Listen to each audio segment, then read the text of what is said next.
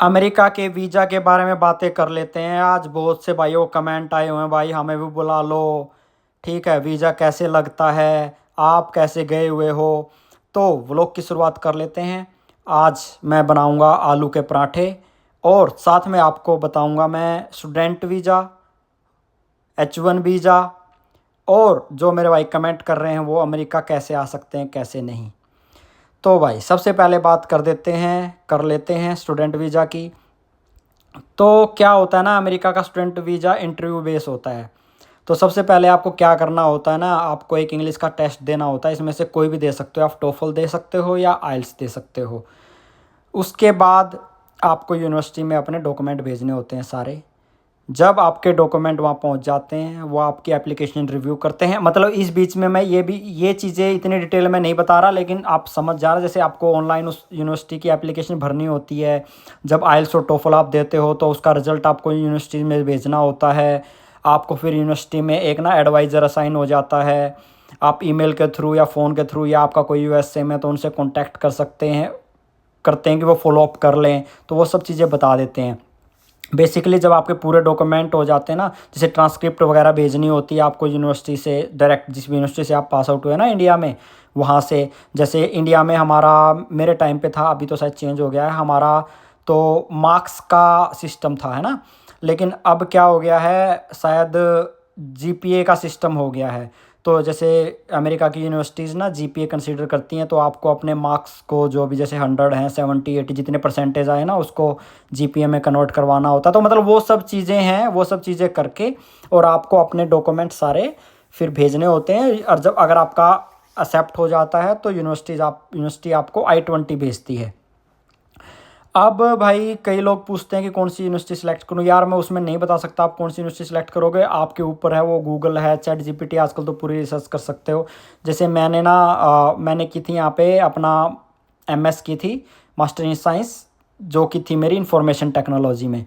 तो मेरा मतलब कंप्यूटर से रिलेटेड सिस्टम था, तो मैंने अपने उसके हिसाब से यूनिवर्सिटी की रिसर्च की और उसमें एडमिशन लिया। तो आपकी एमबीए है, डॉक्टरेट है, या जो भी है, तो आप उसके हिसाब से अपने रिसर्च कर सकते हो भाई। या बैचलर डिग्री है आपकी, बीएस है, ठीक है, तो उसकी रिसर्च कर लो। अगर आपको फिर भी नहीं पता चल रहा तो मुझे कमेंट कर देना, मैं आपको बता दूंगा। तो भाई अब आ गया, आपका I-20 आ गया। अब आपको लेना होता है वीज़ा की अपॉइंटमेंट। इसमें ना आपको क्या करना होता है, फ़ीस भी पे करनी होती है, जिसको बोलते हैं सर्विस फ़ीस। हाँ, सर्विस ही बोलते हैं, हाँ सर्विस फ़ीस बोलते हैं।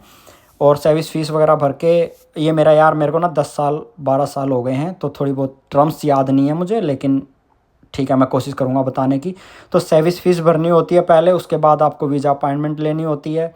एम्बेसी में आपका इंटरव्यू होता है जाके, कहीं पे भी जा सकते हो आप, दिल्ली में, कलकत्ता में, दो मुझे याद है, मुंबई में भी है एक, मैंने अपना दिल्ली में दिया था इंटरव्यू। तो उसमें उस टाइम पे आपको अपने डॉक्यूमेंट भी रेडी करने होते हैं। जैसे आपको फाइनेंशियली आपको कौन सपोर्ट कर रहा है, या आपकी खुद की सेविंग्स हैं, ओके, ये सब चीज़ें। और बाकी आपकी ट्रांसक्रिप्ट वगैरह, आपके सारे डॉक्यूमेंट्स, मतलब सारे डॉक्यूमेंट्स वगैरह सब लेके जाने होते हैं, और आपका इंटरव्यू होता है वहाँ पे। ओके, इंटरव्यू होने के बाद अगर आप सेलेक्ट हो जाते हैं तो वो आपका पासपोर्ट रख लेते हैं। उसके बाद आपका पासपोर्ट आपको पिक करना होता है, या आप जो भी ऑप्शन चूज़ करते हैं, वो जब अपॉइंटमेंट लेते हैं ना आप, तो उस टाइम पे सेलेक्ट करना होता है, घर भी आ जाता है। ओके, तो भाई उसके बाद नेक्स्ट क्या होता है, हाँ उसके बाद बस आप जहाज पकड़ो, आपका पासपोर्ट आ जाएगा, आ जाओ यूनिवर्सिटी में भाई। क्या क्या चैलेंज आते हैं स्टूडेंट वीज़ा में, क्या फ़ीस होती है, ये सब चीज़ें किसी नेक्स्ट वीडियो में कवर करेंगे। इसके अलावा आज क्वेश्चन कवर कर लेते हैं बस। दूसरा है आप लोगों का वर्किंग वीज़ा। भाई मैं कैसे आ जाऊँ, मैं डायरेक्ट कैसे आ जाऊँ। भाई अभी तक अमेरिका कोई इंडियंस को बेसिकली वर्किंग वीज़ा नहीं देता, कोई भी डायरेक्ट। जो वर्किंग, जैसे हम लोग काम कर रहे हैं, या कोई और जहाँ पे इंडियन काम कर रहे हैं, उनके पास जो सही तरीके से आए हैं भाई, उनकी बात कर रहा हूँ मैं। वो लोग बेसिकली क्या होता है ना, एम्प्लॉयर बेस्ड होता है, जिसको बोलते हैं H1B वीज़ा। तो भाई H1B अब आपको ना दो तरीके से मिल सकता है। एक तो अगर आप स्टूडेंट बेस अमेरिका में आए हो, तो आपकी स्टडी पूरी होने के बाद आपको 3 साल की OPT मिलती है।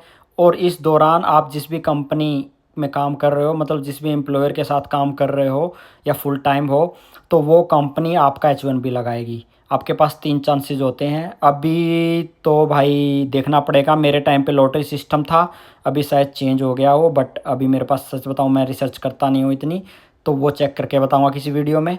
लेकिन हाँ, एम्प्लॉयर बेस्ड होता है ये। एक क्या होता है, अगर आप इंडिया में ही किसी मल्टीनेशनल कंपनी में काम कर रहे हैं तो वो कंपनी आपको अमेरिका भेजेगी। वो भी क्या होता है ना, आपकी एप्लीकेशन पहले इंडिया में ही लॉटरी में डाली जाएगी, वो पिक हो जाएगी और उसके बाद ही आपको वो अमेरिका भेज सकती है। बहुत से मैंने देखे हैं जो ये आइल्स वाले और अमेरिका भेजने वाले जो वीज़ा की दुकानें चला रहे हैं इंडिया में, हरियाणा के आसपास, चंडीगढ़ में, मैंने बहुत से लोगों की रीलें देखी हैं। वो फेक करते हैं भाई कि हम वर्किंग वीज़ा दिला देंगे अमेरिका का।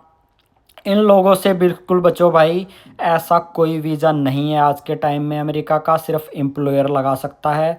वो आपका पैसा ठग रहे हैं, सब चीज़ें कर रहे हैं भाई, ऐसे लोगों से बचो। और भाई मैंने जब स्टूडेंट वीज़ा लगाया था अपना, उस टाइम पे भी जब तक तो बहुत कम आते थे हमारे स्टेट से और ये लोगों को पता भी नहीं था, तो मैंने उस टाइम भी खुद अपनी रिसर्च करके खुद ही अपना वीज़ा लगवाया था, खुद ही अपनी यूनिवर्सिटी ढूंढी थी, मैंने कोई भी एजेंट नहीं किया। और इवन मेरी फैमिली को भी जब पता चला, जब मुझे पैसे चाहिए थे, मैं जॉब कर रहा था गुड़गांव में पहले, और अपना आइल्स वगैरह टोफ़ल, मैंने टोफ़ल दिया था, टोफ़ल की तैयारी कर ली थी, एग्ज़ाम क्लियर हो गया था, यूनिवर्सिटी में डॉक्यूमेंट भेज दिए थे, और जब पैसे चाहिए थे तब घर वालों को बताया था मैंने। ठीक है, तो भाई ये थी पूरी स्टूडेंट वीज़ा की और वर्किंग वीज़ा की डिटेल। और भी डिस्क्रिप्शन में चाहिए, कुछ और पर्सनल क्वेश्चन है, कुछ और है तो आप कमेंट करके बता सकते हो। अच्छा भाई, आज मैं बना रहा हूँ वैसे अभी सारा, मतलब मैंने दिन में पराठे बनाए थे, ये मेरी सारी दिनचर्या होती है। उसके बाद मैं अपना जिम विम करके गया, उसके बाद रात को फिर मैंने अपना डिनर बनाया। एक भाई का बार बार कमेंट आ रहा था, भाई खीर बना लो, खीर बना लो, तो भाई आज खीर बना ली। ये मेरा गार्डन है भाई, ठीक है, जिसकी मैं मेंटेनेंस नहीं कर पा रहा हूँ क्योंकि इतना बिजी हो गया हूँ ना अपनी, मतलब घूमने फिरने में, जिम में, ऑफिस के काम में, तो मैं उसको वो मतलब अच्छे से मैनेज ही नहीं कर पा रहा। मेरे घर वाले आते हैं जब, वही ठीक करते हैं इसको। मौसम आज बहुत अच्छा हो गया तो मैंने सोचा अपने गैराज में बैठ के और आपके कमेंटों के रिप्लाई कर रहा हूँ यहाँ पे बैठ के। ये देखो भाई, मैं मोस्टली अभी तक कोशिश करता हूँ कि हर भाई के कमेंट का रिप्लाई करूँ, और मैं एक्सपेक्ट कर रहा हूँ आप लोगों से कि आप अच्छे अच्छे कमेंट करो, ताकि मैं आपको, मतलब अगर चाहिए सच में ही इन्फॉर्मेशन चाहिए हो तो भाई, तो मैं आपके प्रॉपर कमेंटों के बेस पे ही नेक्स्ट वीडियो बना दूंगा। क्योंकि मैं पहले वॉइस ओवर करता नहीं था, बहुत से भाइयों ने बोला भाई वॉइस ओवर किया करो, ऐसे मज़ा नहीं आता, तो मुझे समझ में नहीं आता मैं क्या बोलूँ भाई, मैं इतना अभी प्रोफेशनल व्लॉगर नहीं हुआ हूँ। मैंने तो अपने स्वादों के लिए, टाइम पास के लिए, ठीक है, बस इसलिए बनाया है यूट्यूब चैनल। तो ऐसे डालता था पहले, अब आप लोग अच्छे अच्छे कमेंट कर रहे हो, रिस्पॉन्स दे रहे हो, तो अब आप लोगों की बातें कर ली जाएंगी। ठीक है, तो बाकी और क्या बताऊँ मैं, हाँ, तो भाई और क्या बताऊँ, एक भाई है भाई बड़े अच्छे अच्छे कमेंट करता है वो फनी कमेंट, बोला एक खटोला जेल के बाहर, एक खटोला जेल के भीतर, सबकी गोभी खोद दी जागी। भाई अगर मैं इंडिया में आऊँगा, आने का प्लान है मेरा यहाँ पे सेटल होने का प्लान है नहीं, सही बताऊँ, थोड़ा सा पैसा और कमाते ही वापस आऊँगा। अपने गार्डन में स्पेशल बिग बॉस नाम से हैंडलर है शायद उसका, उस भाई के लिए गार्डन में गोभी लगाऊंगा। और भाई फिर गोभी देखेंगे कितनी बढ़िया तरीके से खोदेगा तू गोभी, तुमसे गोभी खुदवाई जाएगी फिर, हैं भाई, सबकी गोभी खोदने में लगा, एक नंबर का वो, मेरे को लगता है मेरे जान पहचान का कोई वो, बट अभी वो बता नहीं रहा शायद। एक भाई जो हरियाणा कुछ करके नाम से चैनल है, वो भाई डेली बोलता है खीर बना दे, खीर बना दे, ले भाई खीर बना दी।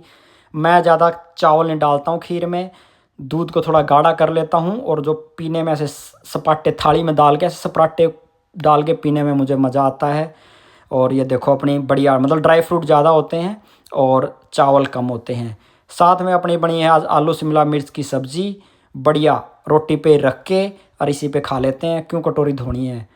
वैसे तो मेरे पास मशीन है बर्तन धोने के लिए, लेकिन ओहो, यो मैंने ना एक फ़नी करने की कोशिश की, आजकल रीलें चल रही है ना, जींद आड़े पता नहीं क्या कड़ी के साथ मीठे चावल खाते हैं, और तो मैंने भी सोचा यही कर लूँ। चलो भाई, आज की वीडियो को यहीं पे एंड करते हैं। कैसी लगी आज की वीडियो कमेंट करके बताना, अपने क्वेश्चन भी लिखना। Okay, bye bye, take care, ख्याल रखना अपना।